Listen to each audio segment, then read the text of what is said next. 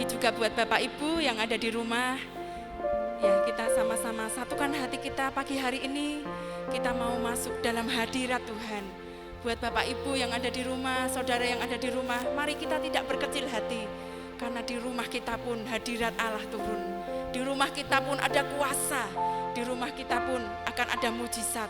Kalau kita bersungguh-sungguh menaikkan pujian kepadanya. Mari sama-sama katakan, satu hal yang kurindu berada dalam rumahmu, menikmati semua kemurahan Tuhan, menikmati setiap kebaikan Tuhan dalam hidup ini. Haleluya.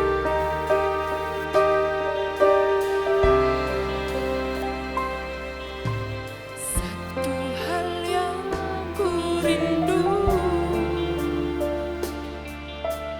berdiam di dalam rumahmu, satu hal yang ku pinta,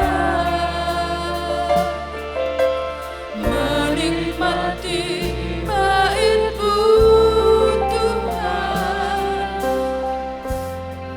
lebih baik satu hari di pelataran-Mu daripada 1000 hari di tempat lain. Memuji-Mu, menyembah-Mu, Kau Allah yang hidup, dan menikmati semua kemurahan-Mu. Mari Bapak Ibu Saudara, kita sama-sama bangkit diri. Satu hal yang kurindu berdiam di dalam rumah-Mu, satu hal yang ku pinta, menikmati bait-Mu Tuhan, lebih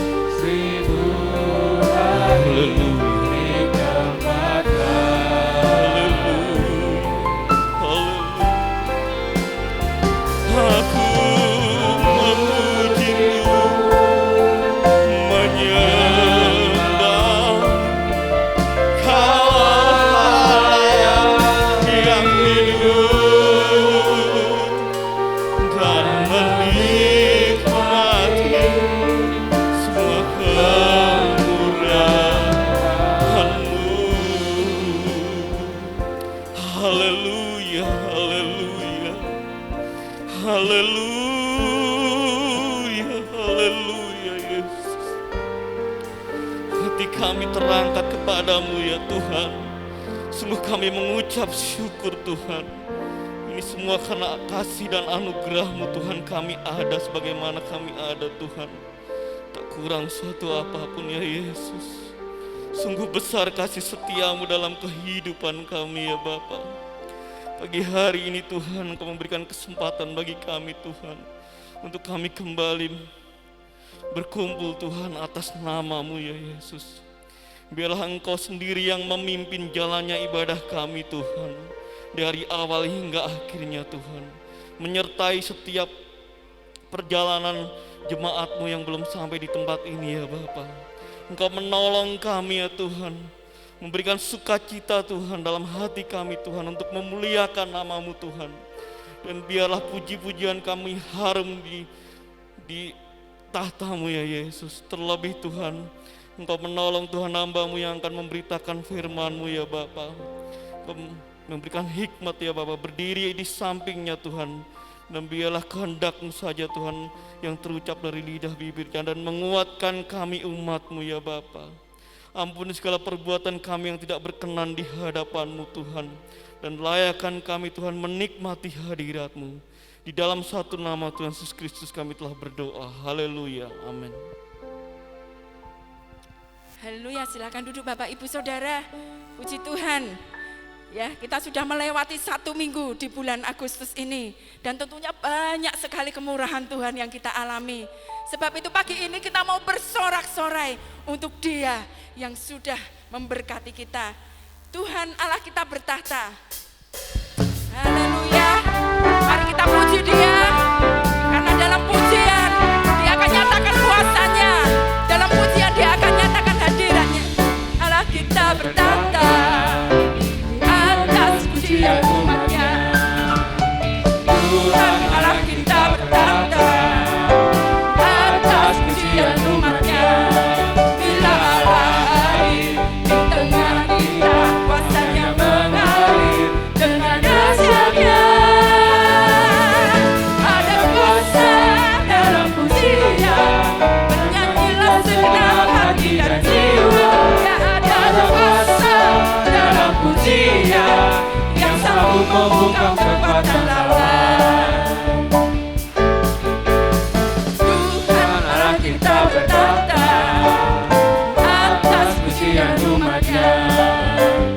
Tuhan Allah kita bertahta atas pujian umatnya. Bila Allah hadir di tengah kita, kuasanya mengalir dengan dahsyatnya. Ada kuasa dalam pujian, bernyanyilah segenap hati dan jiwa. Ya, ada kuasa dalam pujian yang sanggup membungkam kekuatan lawan. Ya, Bapak Ibu, kalau kita nyanyikan pujian ini dengan segenap hati, pasti hadirat Tuhan Allah ada. Amin. Bapak Ibu Saudara yang ada di rumah, jangan berkecil hati. Kalau saya kok belum bisa ibadah di gereja, tapi mari jadikan rumah tinggal kita tempat hadirat Allah ada. Jadikan rumah tangga kita, keluarga kita untuk menarik hadirat Allah ada. Karena di setiap pujian itu ada kuasa yang bekerja, ada mujizat-mujizat yang akan terjadi. Amin. Mari kita sama-sama bangkit berdiri, nyanyikan pujian ini lebih girang lagi. Amin. Haleluya.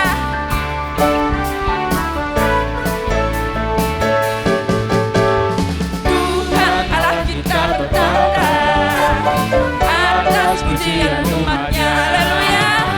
Tuhan Allah kita bertahta atas pujian umatnya.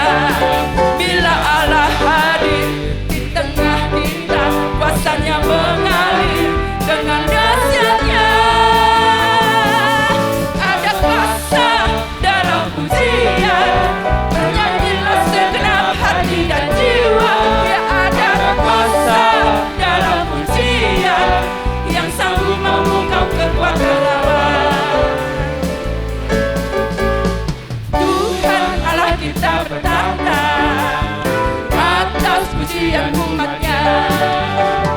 Tuhan Allah kita bertahta atas pujian umatnya. Bila Allah hadir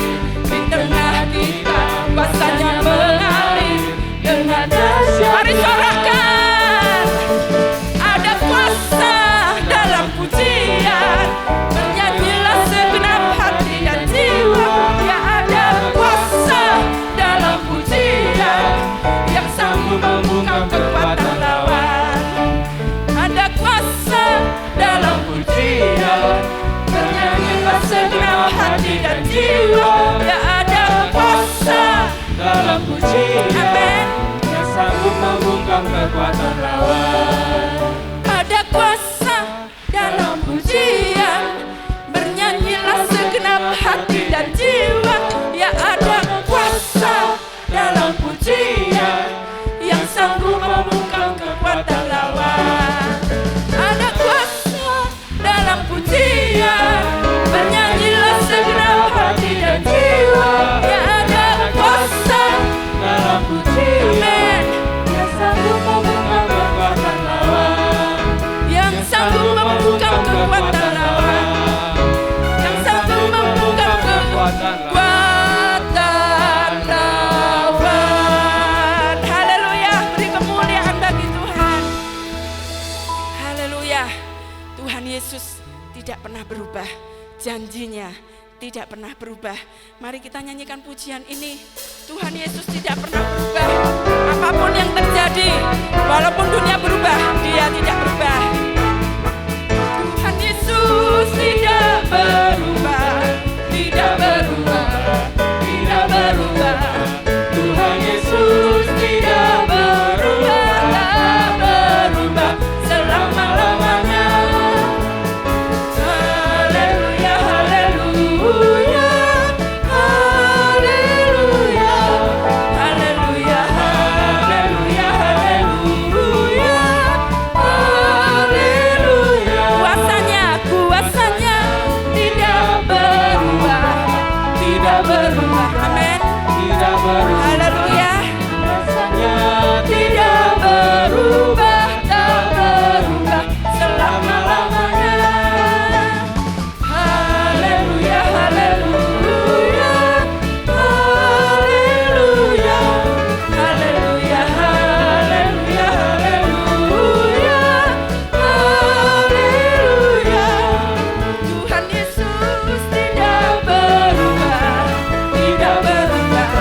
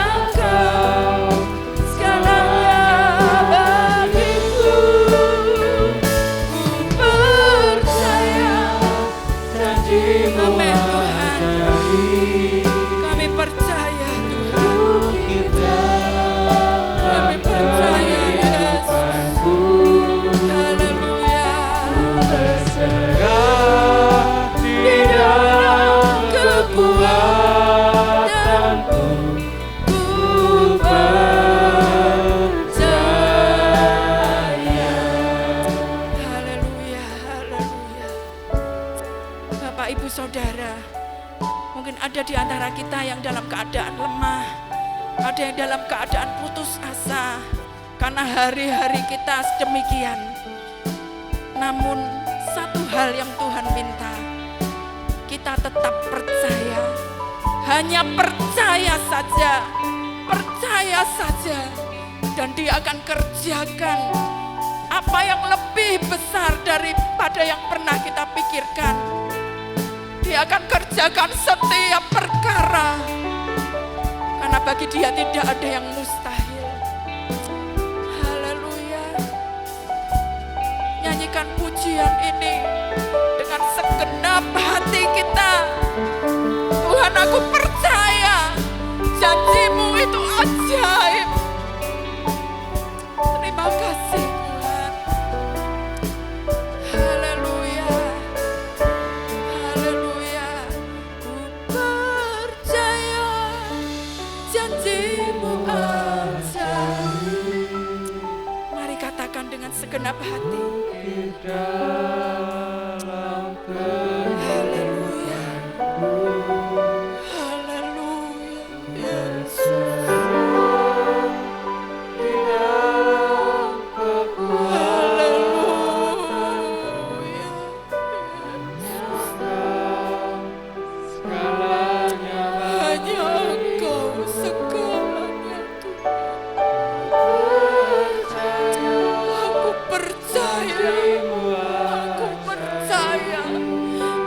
Aku belum melihat, tapi aku percaya Tuhan, Kau Allah yang luar biasa. Terima kasih Yesus. Terima kasih Allah Roh Kudus, Engkau kekuatan kami. Haleluya. Katakan sekali lagi, ku percaya janji-Mu ajaib. Amin Tuhan. Haleluya, haleluya. Terima kasih Tuhan. Haleluya. Ku berserah di dalam. Nanti Ibu Aryani masuk dalam doa.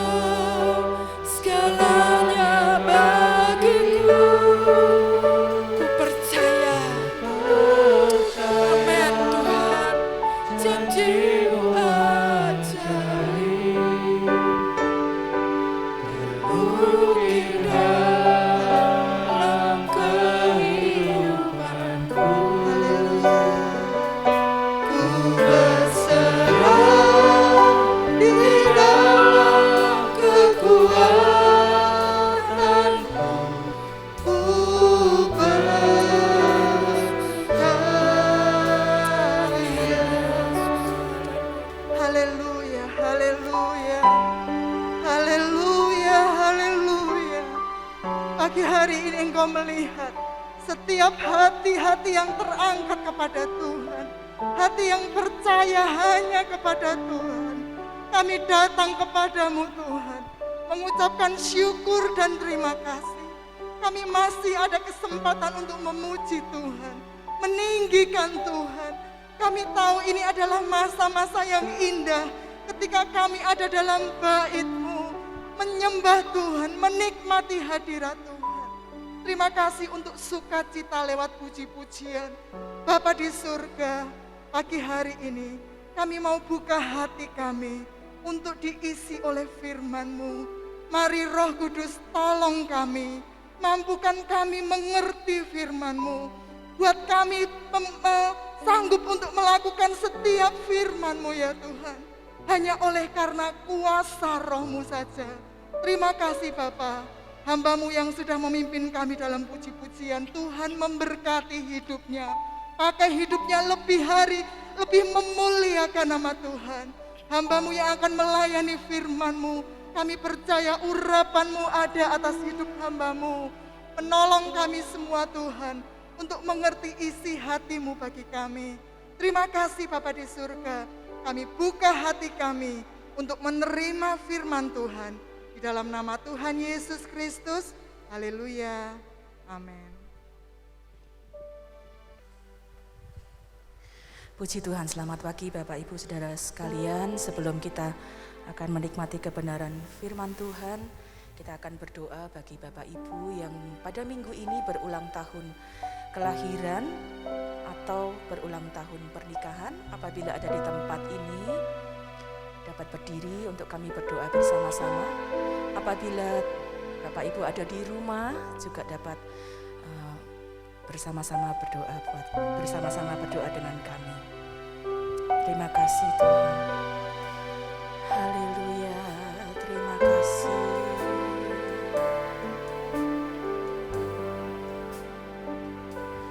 Ku ada sebab anugerah-Mu. Ku ada karena kasih-Mu. Tuhan Yesus, ku berterima kasih buat kasih rahmat-Mu. Terima kasih, terima kasih Yesus,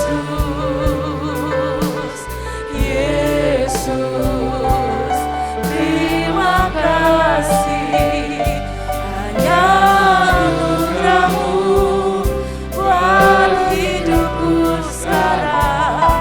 Ku kan memuji-Mu selamanya. Terima kasih, terima kasih, terima kasih Tuhan. Yesus, Yesus, terima kasih.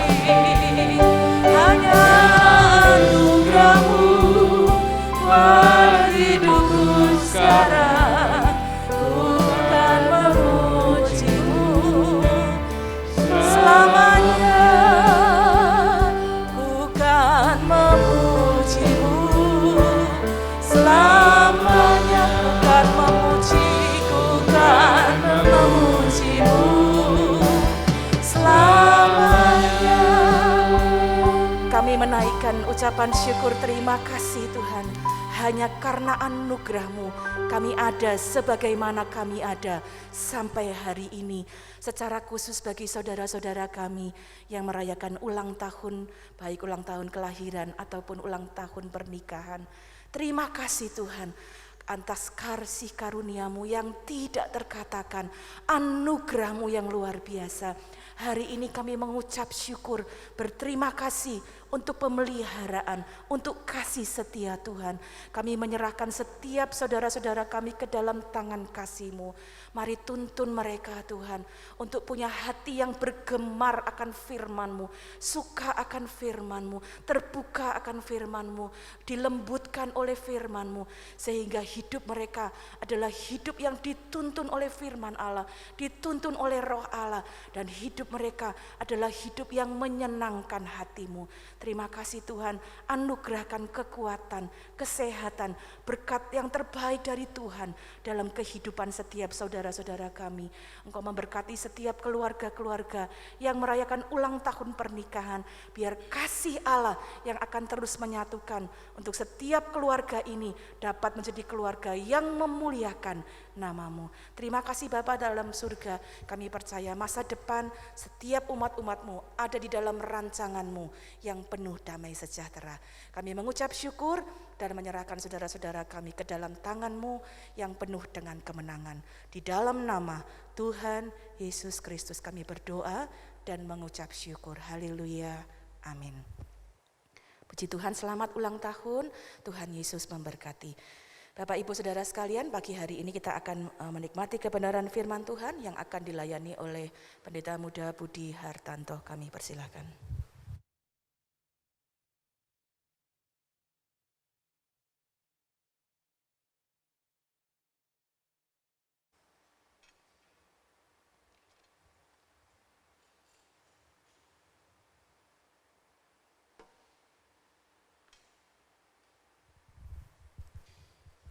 Haleluya, haleluya, puji Tuhan, Selamat pagi Bapak Ibu Saudara-saudara yang dikasihi oleh Tuhan, baik yang ada di tempat ini maupun yang ada di rumah masing-masing.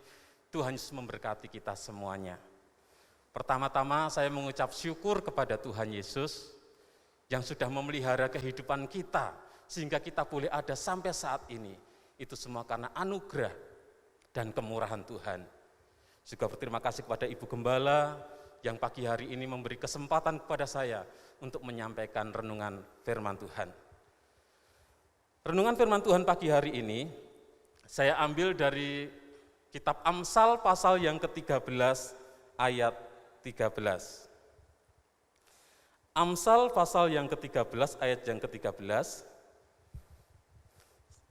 Saya akan bacakan demikian bunyi firman Tuhan. Siapa meremehkan firman, ia akan menanggung akibatnya. Tetapi siapa taat kepada perintah akan menerima balasan. Renungan firman Tuhan pagi hari ini, saya beri tema, jangan remehkan firman. Jangan remehkan firman. Siapa meremehkan firman, ia akan menanggung akibatnya. Tetapi siapa taat kepada perintah, siapa taat kepada firman, akan menerima balasan. Kitab Amsal merupakan kumpulan dari ucapan-ucapan nasihat yang memberikan didikan kepada orang yang mendengarnya. Kitab Amsal berisi tentang kalimat-kalimat nasihat yang memberikan didikan kepada orang yang membacanya. Dan pagi hari ini kita belajar dari salah satu ayat di dalam kitab Amsal ini, memberikan nasihat kepada kita. Siapa meremehkan firman, ia akan menanggung akibatnya. Remeh di dalam Kamus Bahasa Indonesia artinya tidak penting, tidak berharga, itu remeh. Jadi meremehkan itu artinya menganggap tidak penting. Meremehkan artinya menganggap tidak berharga. Meremehkan artinya menganggap tidak ada artinya. Meremehkan artinya menganggap tidak ada manfaatnya. Meremehkan artinya menganggap tidak ada gunanya. Meremehkan juga artinya menganggap enteng.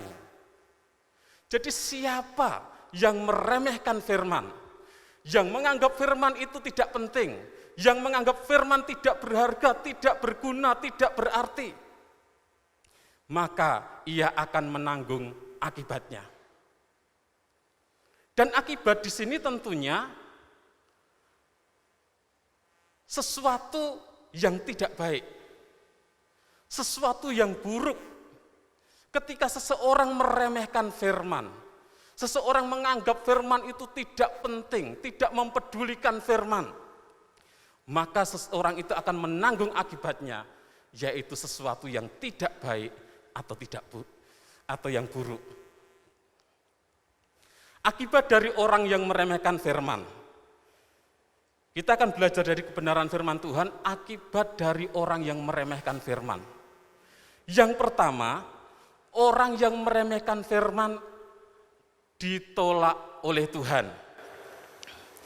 Di dalam 1 Samuel pasal yang ke-15, Tuhan berfirman kepada Raja Saul, khususnya di dalam ayat yang ketiga, Tuhan berfirman, Tuhan memerintahkan kepada Saul untuk menumpas seluruh orang-orang Amalek, untuk menumpas seluruh hewan ternak yang ada di Amalek, untuk menumpas segala yang ada pada orang Amalek. Tetapi Saul tidak melakukan perintah Tuhan. Saul meremehkan firman Tuhan. menganggap firman Tuhan itu tidak penting. Sehingga apa yang dilakukan oleh Saul, kalau kita baca di dalam 1 Samuel pasal yang ke-15, saya bacakan ayat yang ke-9. 1 Samuel 15 ayat yang ke-9. Mulai ayat 8, saya baca mulai ayat 8 dan 9. 1 Samuel 15 ayat 8 dan 9. Agag raja orang Amalek ditangkapnya hidup-hidup, tetapi segenap rakyatnya ditumpasnya dengan mata pedang. Ayat 9.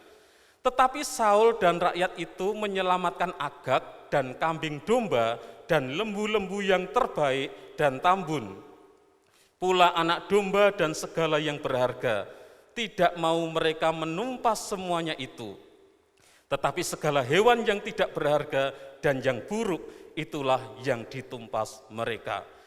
Jadi Tuhan sudah berfirman kepada Saul untuk menumpas semua orang Amalek beserta hewan ternak, beserta apa yang ada pada orang Amalek. Tetapi kita membaca Saul meremehkan firman Tuhan. Saul tidak taat melakukan perintah Tuhan. Agag raja Amalek ditangkap hidup-hidup. Bahkan hewan-hewan ternak yang berharga, kambing domba yang baik, yang tambun, diambil, tidak ditumpas. Lembu yang baik diambil, anak domba yang baik-baik diambil. Bahkan barang-barang yang berharga diambil. Saul tidak melakukan apa yang Tuhan perintahkan. Saul meremehkan firman Tuhan. Dan akibatnya, kalau kita membaca kisah ini dalam 1 Samuel pasal yang ke-15, Saul ditolak oleh Tuhan. Di dalam 1 Samuel pasal yang ke-15 ayat 23 bagian B saya akan bacakan. 1 Samuel 15 ayat 23 bagian B dikatakan, karena engkau telah menolak firman Tuhan, maka ia telah menolak engkau sebagai raja. Jadi Tuhan menolak Saul sebagai raja Israel karena Saul meremehkan firman Tuhan. Juga di dalam ayat yang ke-26, 1 Samuel 15 ayat 26 dikatakan, tetapi jawab Samuel kepada Saul, aku tidak akan kembali bersama-sama dengan engkau, sebab engkau telah menolak firman Tuhan, sebab itu Tuhan telah menolak engkau sebagai raja atas Israel. Jadi karena Saul meremehkan firman Tuhan, tidak melakukan apa yang Tuhan perintahkan, tidak taat kepada perintah Tuhan, akibatnya Saul ditolak oleh Tuhan. Jadi orang yang meremehkan firman Tuhan akan ditolak oleh Tuhan. Jangan sampai kita sebagai umat-umat Tuhan, kita meremehkan firman Tuhan. Jangan sampai kita mengalami pengalaman seperti yang dialami oleh Saul. Dan kita membaca perjalanan kehidupan Saul. Sejak dia ditolak oleh Tuhan, kehidupannya tidak semakin baik. Tapi perjalanan kehidupannya semakin terpuruk. Itulah kehidupan Saul, karena dia meremehkan firman Tuhan. Akibat yang selanjutnya, yang kedua dari meremehkan firman Tuhan, yaitu kebinasaan. Kalau orang meremehkan firman Tuhan dan tidak bertobat, akan mengalami kebinasaan. Di dalam Injil Lukas pasal yang ke-16,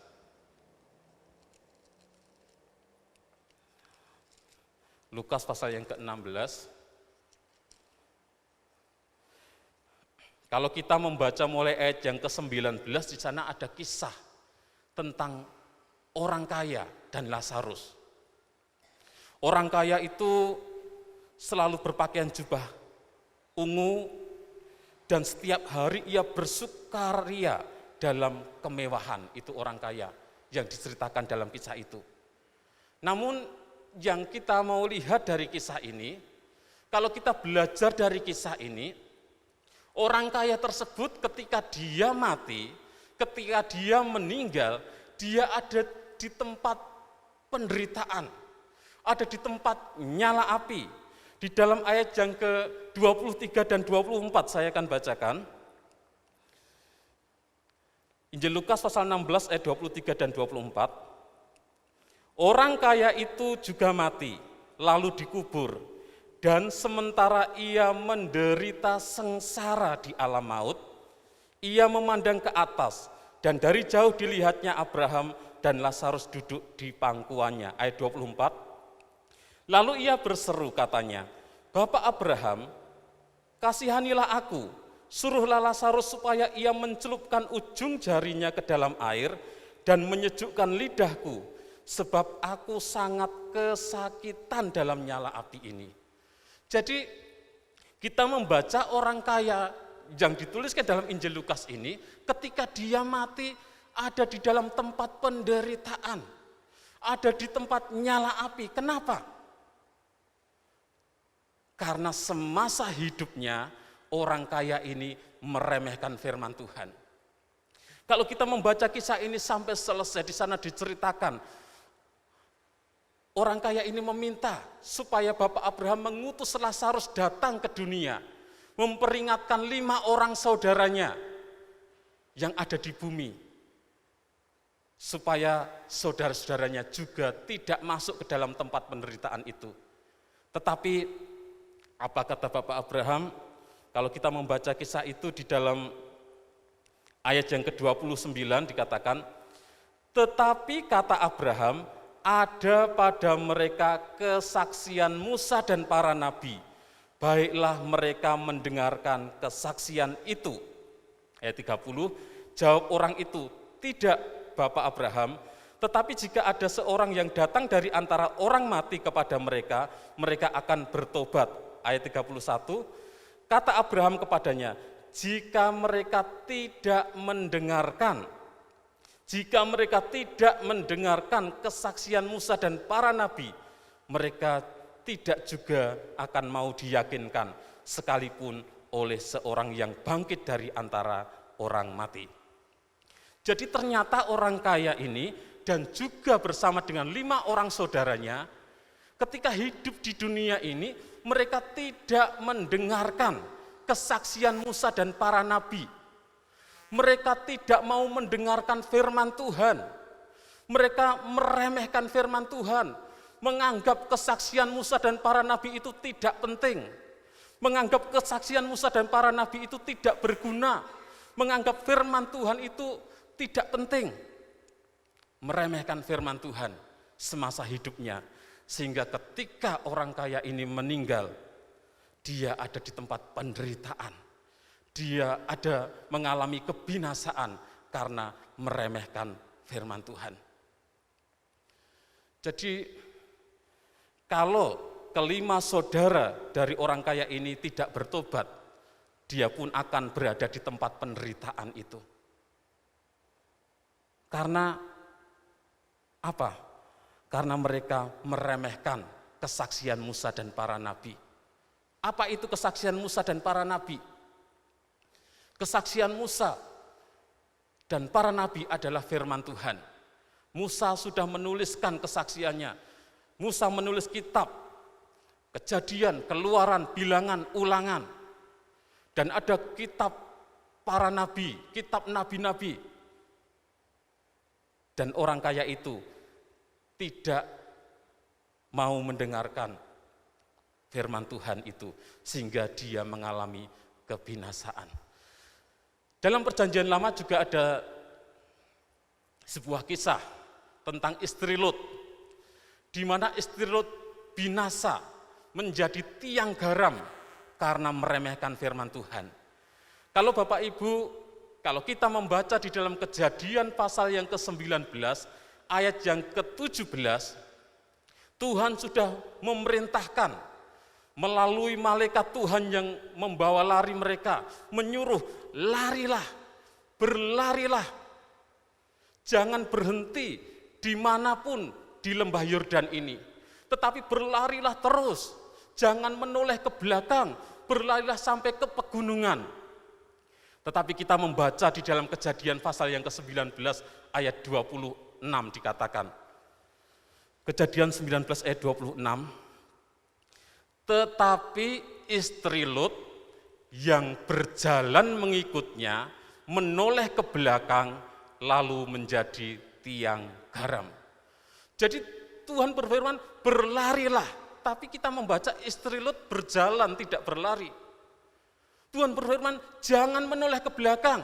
Tetapi istri Lut menoleh ke belakang. Sehingga dia binasa menjadi tiang garam. Dia tidak selamat. Berbeda dengan Lut dan anak-anaknya yang tidak menoleh ke belakang. Karena apa? Meremehkan firman Tuhan. Tuhan sudah berfirman, berlarilah, jangan menoleh ke belakang. Tapi istri Lut tidak mau mendengarkan firman Tuhan. Dia berjalan, dia menoleh ke belakang, dan dia menjadi tiang garam. Dan peristiwa ini menjadi peringatan bagi kita orang-orang percaya.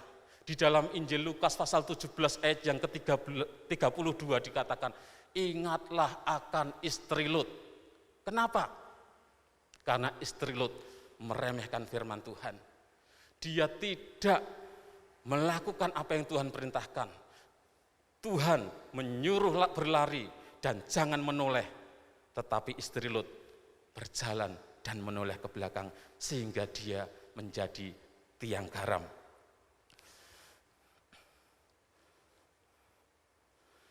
Di dalam ayat pokok kita, Amsal 13 ayat yang ke-13 bagian B dikatakan, tetapi siapa taat kepada perintah akan menerima balasan. Siapa yang taat kepada perintah, siapa yang taat kepada firman, akan menerima balasan. Dan tentunya balasan ini adalah sesuatu yang baik. Orang yang taat, orang yang melakukan firman Tuhan akan menerima sesuatu yang baik. Dalam Amsal pasal 16 ayat yang ke-20 dikatakan, Amsal 16 ayat 20, siapa memperhatikan firman akan mendapat kebaikan. Dan berbahagialah orang yang percaya kepada Tuhan. Jadi yang memperhatikan firman, yang melakukan firman, yang taat kepada perintah akan menerima balasan, yaitu mendapat kebaikan. Dan ada banyak contoh dalam firman Tuhan, orang-orang yang memperhatikan firman, orang-orang yang taat kepada perintah, taat kepada firman, dan mereka menerima kebaikan di dalam kehidupan mereka. Akibat dari orang yang memperhatikan firman, yang pertama tentunya memperoleh keselamatan. Kalau kita membaca Injil Lukas pasal yang ke-16 tentang kisah Lazarus tadi, kenapa Lazarus berada di pangkuan Abraham, berada di tempat yang nyaman. Pangkuan Abraham berbicara tentang tempat yang nyaman. Seorang anak ketika ada di pangkuan orang tuanya, dia akan merasa nyaman. Dan Abraham adalah bapa segala orang percaya, bapa segala orang beriman. Dan itu berbicara tentang tempat yang nyaman. Lazarus ada di tempat yang nyaman. Karena dia semasa hidupnya memperhatikan kesaksian Musa dan para nabi. Semasa hidupnya memperhatikan firman Tuhan. Sekalipun Lazarus hidupnya susah, hidupnya sulit, untuk makan saja susah. Dia kekurangan dan lain sebagainya. Tetapi kita membaca, Lazarus tidak melakukan yang jahat. Lazarus tidak mencuri, Lazarus tidak menipu, Lazarus tidak merampok dengan alasan untuk kebutuhan hidup dan lain sebagainya. Tetapi sekalipun hidupnya sangat susah, kekurangan, untuk makan harus mencari remah-remah yang jatuh dari meja orang kaya. Tetapi kita membaca, Lazarus tidak melakukan yang jahat. Dia menjalani hidupnya sekalipun susah, menderita. Dia tetap memperhatikan firman Tuhan, tidak melakukan yang jahat. Lazarus juga percaya kepada Tuhan tentunya. Sehingga dia mendapatkan keselamatan. Jadi akibat dari orang yang memperhatikan firman Tuhan, mendapat keselamatan. Ketika Lazarus meninggal, dia ada di Firdaus, di pangkuan Abraham, karena semasa hidupnya memperhatikan kesaksian Musa dan para nabi, memperhatikan firman Tuhan. Berbeda dengan orang kaya yang ada di dalam penderitaan karena tidak memperhatikan firman Tuhan, meremehkan kesaksian Musa dan para nabi. Kita juga bisa melihat contoh dari kisah tentang Nuh. Bagaimana Nuh memperhatikan firman. Ketika Tuhan mau menghukum bumi dengan air bah, Tuhan berfirman kepada Nuh, Nuh, buatlah bahtera dari kayu gofir. Dan Tuhan memberikan ukuran-ukurannya, harus dibuat sekian-sekian dan lain sebagainya. Dan Nuh seorang yang memperhatikan firman. Nuh tidak meremehkan firman Tuhan. Sekalipun Nuh tinggal di pegunungan dataran tinggi, Nuh tetap melakukan apa yang Tuhan perintahkan, membuat bahtera itu. Dan apa akibatnya? Nuh mendapatkan keselamatan. Nuh beserta keluarganya selamat ketika Tuhan menghukum bumi dengan air bah. Karena Nuh memperhatikan firman, melakukan apa yang Tuhan perintahkan. Seandainya Nuh tidak melakukan apa yang Tuhan perintahkan, seandainya Nuh tidak membuat bahtera, seandainya Nuh berpikir mana mungkin di atas gunung, di pegunungan akan ada banjir, Nuh tidak membuat bahtera, pasti dia juga akan binasa. Tetapi karena Nuh memperhatikan firman, melakukan firman Tuhan, melakukan apa yang Tuhan perintahkan, sehingga Nuh beserta keluarganya mendapatkan keselamatan. Dan orang-orang yang tidak memperhatikan firman, mereka binasa. Nuh sudah memberitakan firman Tuhan, orang-orang di sekitarnya disuruh bertobat, Tuhan mau menghukum bumi dengan air bah, tetapi orang-orang tidak mau mendengarkan firman yang disampaikan oleh Nuh. Orang-orang meremehkan firman Tuhan dan mereka binasa. Nuh yang memperhatikan firman Tuhan yang mendapatkan keselamatan. Dan selanjutnya akibat dari memperhatikan firman Tuhan, ada pertolongan. Kalau kita membaca kisah di dalam 2 Raja-Raja 4 ayat 1-7 tentang minyak seorang janda. Bagaimana seorang janda yang sudah ditinggal mati oleh suaminya, dia hidup dengan 2 orang anaknya, dan mereka ditagih oleh penagih hutang. Dan janda ini tidak mampu membayar, tidak bisa membayar hutang tersebut. Dan penagih hutang mengancam, kalau kamu tidak bisa membayar hutangmu, kedua anakmu akan aku ambil menjadi budak. Dan sebagai orang tua, pasti sangat mengasihi anaknya. Sehingga ibu itu, seorang janda itu datang kepada Nabi Elisa, menceritakan masalahnya, persoalannya. Dan Elisa berkata, apa yang kamu punya? Apa yang ada padamu? Yang ada padaku minyak, sedikit minyak di dalam buli-buli. Dan Tuhan berfirman melalui Nabi Elisa, pulanglah, pinjamlah bejana-bejana, jangan terlalu sedikit, tutuplah pintu dan tuanglah minyak itu. Dan janda itu, dia memperhatikan firman Tuhan. Dia taat melakukan perintah. Dia melakukan apa yang difirmankan Tuhan melalui Nabi Elisa. Dia pulang meminjam bejana-bejana, meminjam tempayan-tempayan dari tetangga-tetangganya, menutup pintu dan menuang minyak yang ada di botol yang kecil di buli-buli itu. Dan terjadilah kuasa Tuhan. Minyak itu bisa memenuhi seluruh bejana yang ada. Sampai bejana itu habis, baru minyak itu habis. Ada pertolongan Tuhan.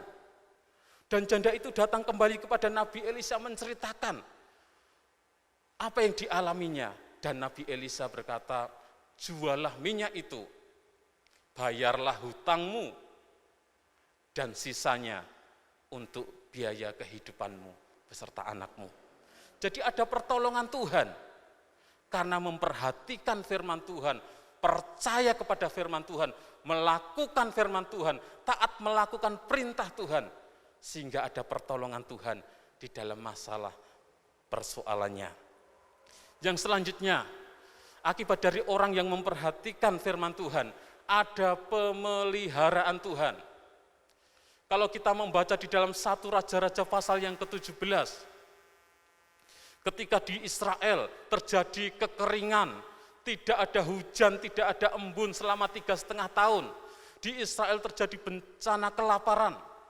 Tuhan berfirman kepada Nabi Elia, pergilah ke sungai Kerit, aku akan memelihara engkau. Dan Elia memperhatikan firman Tuhan. Elia melakukan perintah Tuhan. Elia melakukan firman Tuhan.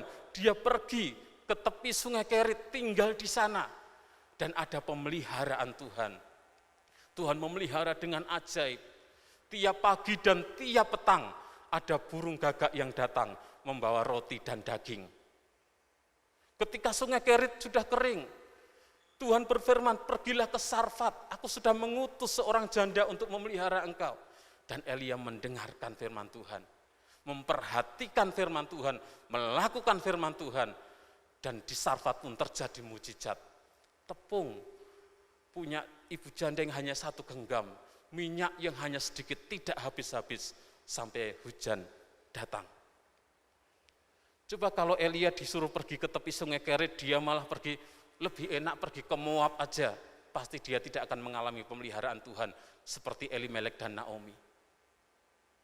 Tapi karena memperhatikan firman Tuhan, taat melakukan perintah Tuhan, taat melakukan firman Tuhan, sehingga Elia mengalami pemeliharaan Tuhan.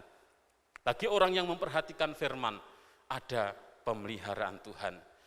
Dan yang keempat, bagi orang yang memperhatikan firman, ada pemulihan. Kalau kita membaca kisah di dalam 2 Raja-Raja pasal yang ke-5, kisah tentang Naaman, panglima Aram. Dia seorang panglima, tetapi dia sakit kusta, Naaman. Dan ada seorang pelayannya yang dari Israel memberitahu bahwa di Israel ada seorang nabi Tuhan. Di Israel ada seorang hamba Tuhan yang bisa menyembuhkan tuanku. Dan Naaman minta izin kepada Raja Aram, dia pergi ke Israel membawa pasukan, datang kepada Nabi Elisa, minta supaya disembuhkan. Tetapi ketika sampai di tempat Elisa, yang menemui Gehasi, bujang dari Elisa, dan Elisa menyuruh Gehasi untuk menyampaikan bahwa Naaman disuruh mandi di sungai Yordan sebanyak 7 kali. Awalnya Naaman tidak mau, Naaman berpikir, kenapa saya harus disuruh mandi ke sungai Yordan yang kotor, airnya keruh. Banyak sungai lain yang lebih jernih, yang lebih bersih airnya.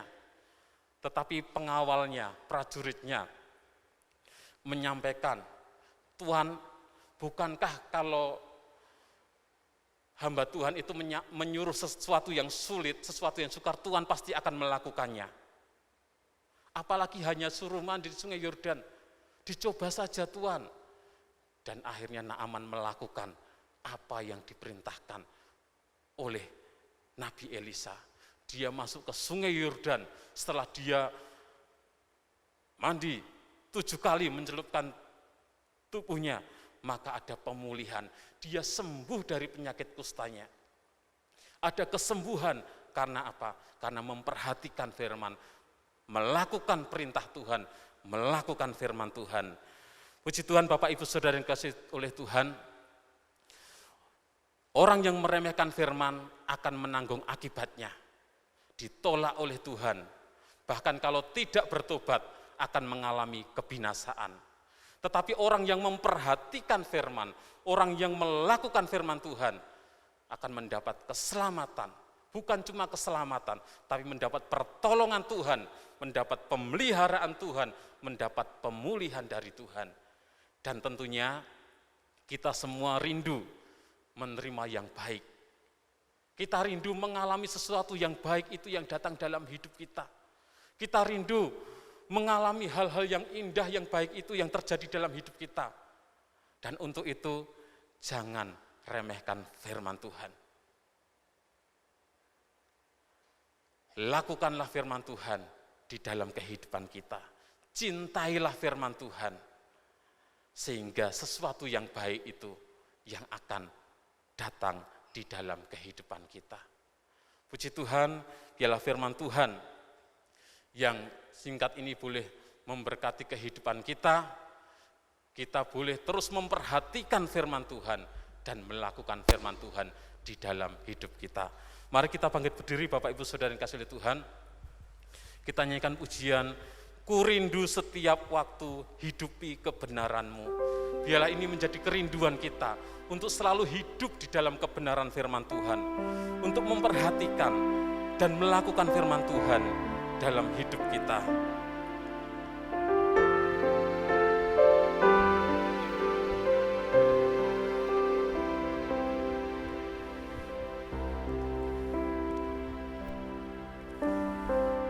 Haleluya Yesus. Terima kasih Tuhan. Berikan kami hati yang mengasihi Engkau, hati yang mengasihi firman-Mu. Ku rindu setiap waktu hidupi kebenaran-Mu, bukan dengan kuatku, namun karena Roh-Mu, Yesus kan yang ku pegang teguh. Engkaulah Tuhan, Engkaulah Tuhan, amin. Engkaulah Raja, haleluya. Berdaulat atas hidupku, ku berserah penuh. Ku rindu,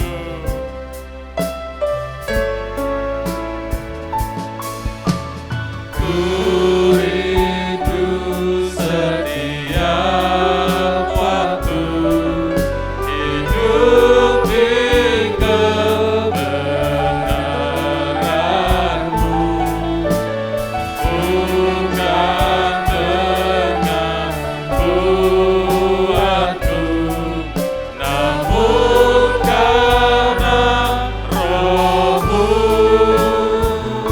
Yesus kan yang ku pegang teguh.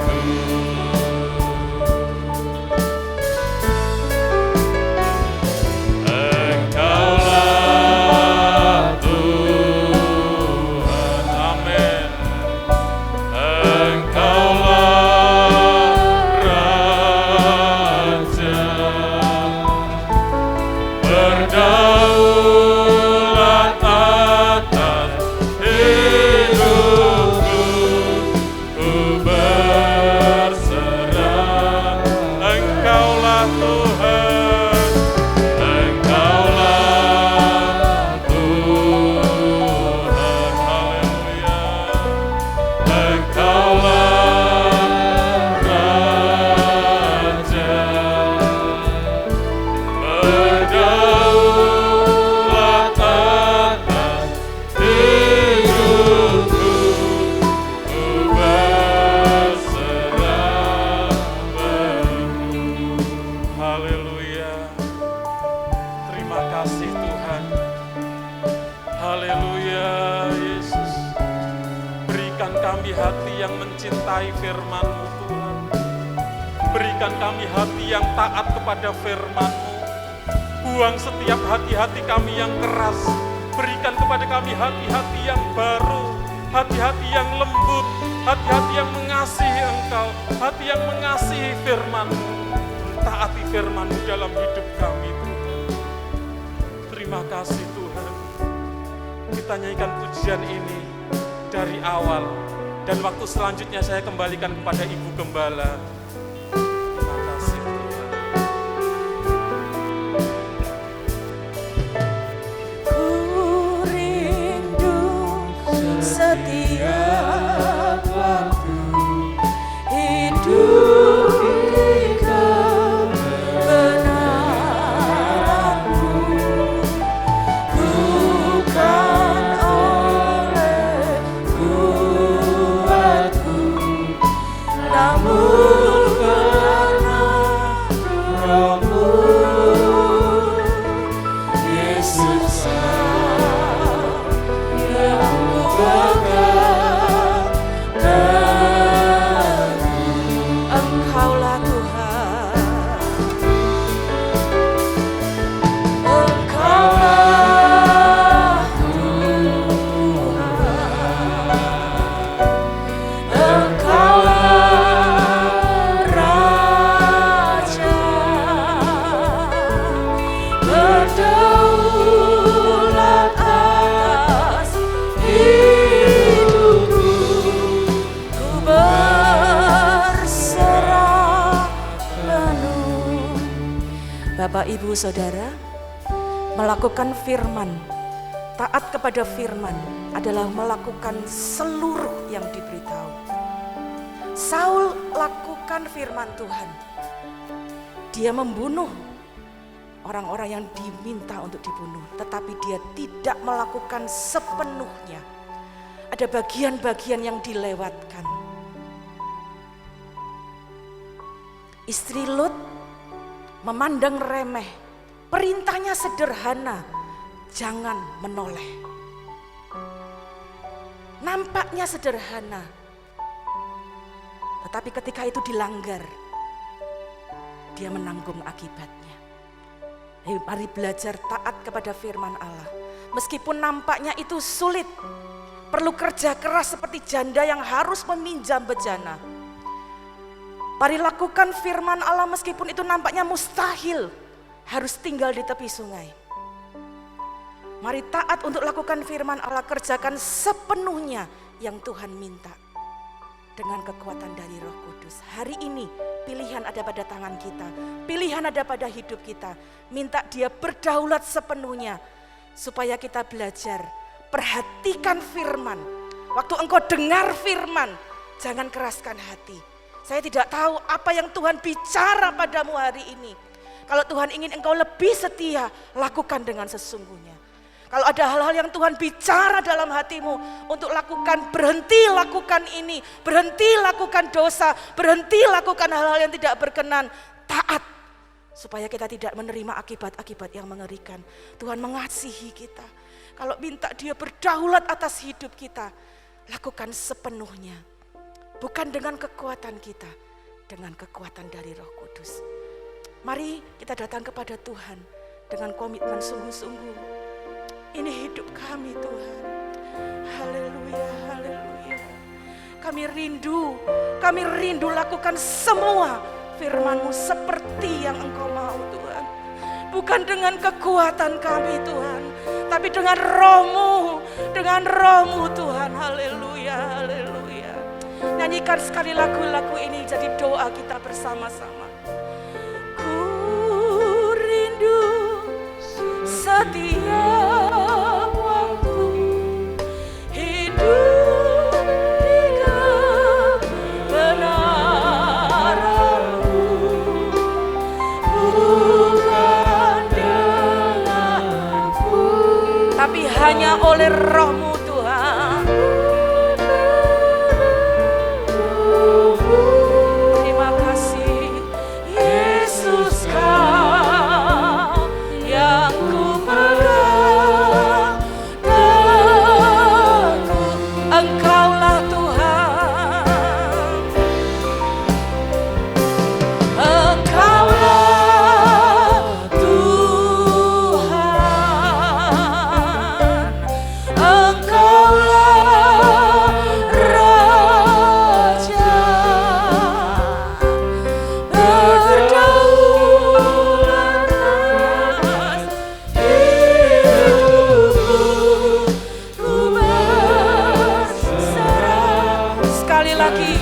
dengan sepenuh hati kita.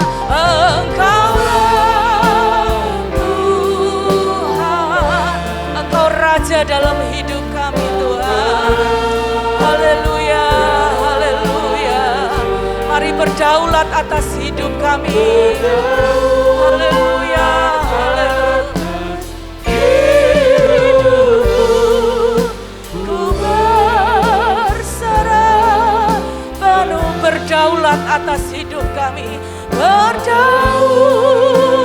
atas hidupku, ku berserah penuh. Haleluya, haleluya. Ini hidup kami Tuhan, kami berserah ke dalam tangan-Mu. Tolong kami jadi umat-umat-Mu yang memperhatikan firman, yang percaya sepenuhnya kepada firman-Mu dan melakukannya dengan sepenuh hati kami. Tuhan, kami terbuka di hadapan hadirat-Mu. Ampuni kami, ada kalanya kami meremehkan firman dengan tidak memperhatikannya, tidak melakukannya dengan sepenuhnya. Ampuni kami Tuhan, Engkau yang mengerti keberadaan kami masing-masing di tempat ini. Terima kasih untuk teguran-Mu, terima kasih untuk peringatan-Mu. Tolong kami Tuhan, tolong kami Roh Kudus untuk melakukan firman-Mu, cinta kepada firman-Mu, dan kami merindukan kekuatan dari Tuhan, berkat penyertaan dari Tuhan, bahkan kekuatan firman-Mu sendiri menjadi bagian pedoman di dalam kehidupan kami. Bapa yang baik, kami berdoa hari ini kepada setiap umat-umat-Mu dimanapun mereka berada. Kami berdoa di dalam nama Yesus, biarlah ada dalam hati kami cinta kepada firman-Mu, memperhatikan, mempercayai, dan melakukannya dengan sungguh-sungguh. Terima kasih Tuhan, terima kasih. Kami percaya biarlah kekuatan firman-Mu yang akan menuntun kehidupan kami. Bapa yang baik, memberkati hamba-Mu, Bapak Pendeta Budi Hartanto yang sudah menyampaikan firman Allah, memberkati kehidupan pelayanan dan keluarganya untuk terus diberkati oleh Tuhan, membesarkan dan memuliakan nama-Mu.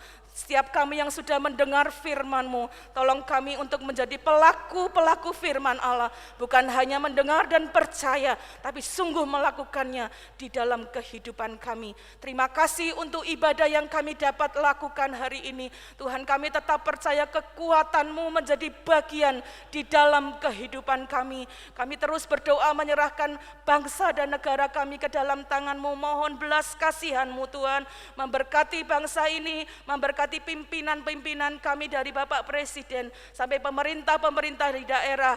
Hati yang takut akan Tuhan, kebijaksanaan dari Engkau akan menolong mereka membuat peraturan-peraturan yang baik bagi kesejahteraan setiap kami, setiap pekerjaan-Mu yang ada di muka bumi ini. Hamba-hamba Tuhan, umat-umat-Mu, pelayan-pelayan-Mu, bawa kami hidup di dalam kebenaran-Mu ya Tuhan.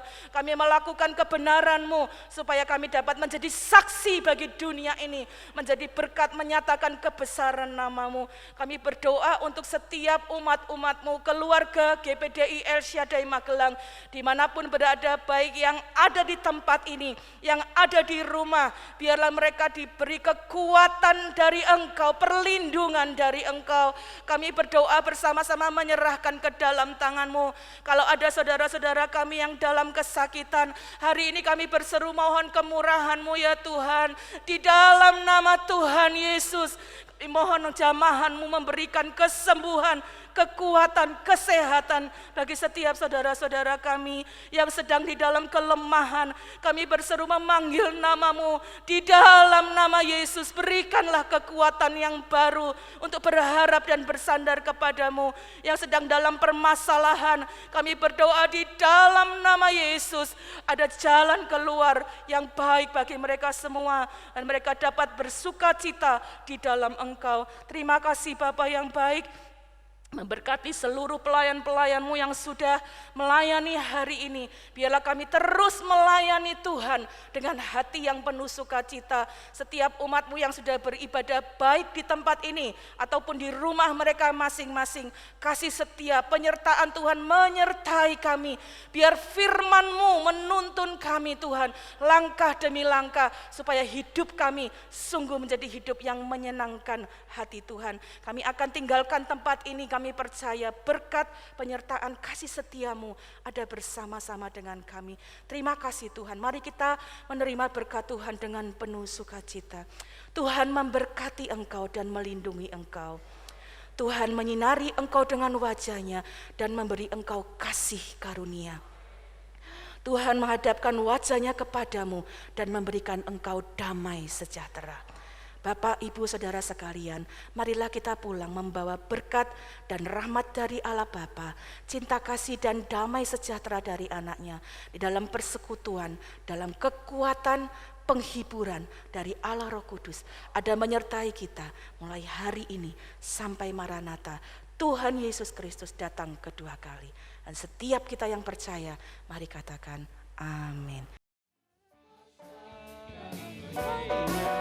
Bernyanyilah